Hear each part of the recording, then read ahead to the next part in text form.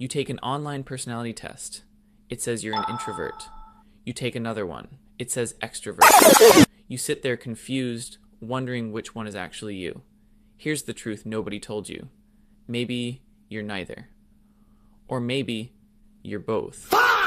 Psychology has a name for people who don't fit either box. They're called Omniverts. And if you've always felt like you exist somewhere in between, this video is going to explain exactly why. Sign 1. Your social energy changes. Quickly. Monday, you're cracking jokes, carrying the whole conversation, loving every second of it. Thursday, that same group chat notification makes you exhausted before you even open it. Nothing changed. Same people, same you. But here's what actually happened. Your brain shifted modes. Psychologists call this fluctuating social energy. Your brain moves between stimulation and recovery faster than most people's does. You're not being moody.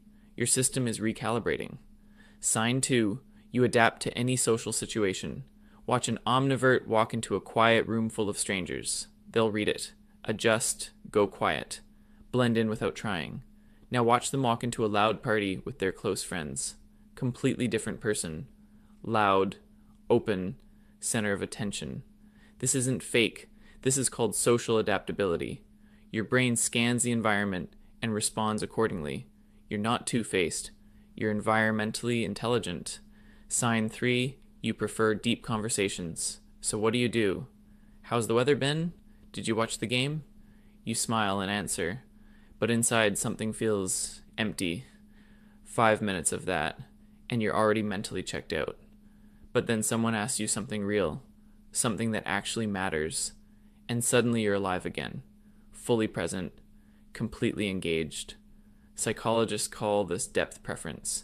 You don't hate socializing. You hate socializing that goes nowhere. Give you a real conversation and you'll talk for hours. Sign 4. You need alone time to reset. You had a great day, laughed a lot, connected with people, genuinely enjoyed yourself, and now you're home, lying on your bed in silence. Not sad, not upset, just completely empty. Like your battery is at 2%. This isn't antisocial behavior. Psychologists link this to cognitive load. Your brain processed more social information than average, and now needs time to recover. Your alone time isn't isolation, it's maintenance. Sign 5, you feel misunderstood. Your coworkers think you're shy. Your close friends think you're the loudest person they know. Both groups have met you. Both are describing the same person. Neither label feels completely right when someone uses those words to describe you. Psychology shows that people who don't fit clear categories often struggle with identity perception, not because something's wrong with them, but because the categories themselves are too small. You're not confusing. The labels just weren't built for you. Sign 6. You have logic and emotion. Your friend comes to you crying. You sit with them, feel it with them. You understand every emotion they're going through. Then, an hour later, you're solving a complex problem with complete analytical clarity. Most people live on one side of that line. You live on both. Psychologists call this cognitive emotional integration, the ability to access logical thinking and emotional depth without losing either one. You don't have to choose between heart and head. You use both. That's not common. Here's what nobody tells omniverts growing up. You spent years thinking something was wrong with you because you didn't fit the introvert box or the extrovert box. But the box was never the problem. You were just bigger than it. You're not inconsistent. You're adaptable. You're not confusing. You're complex. In a world that needs people to be one thing all the time, you exist in between.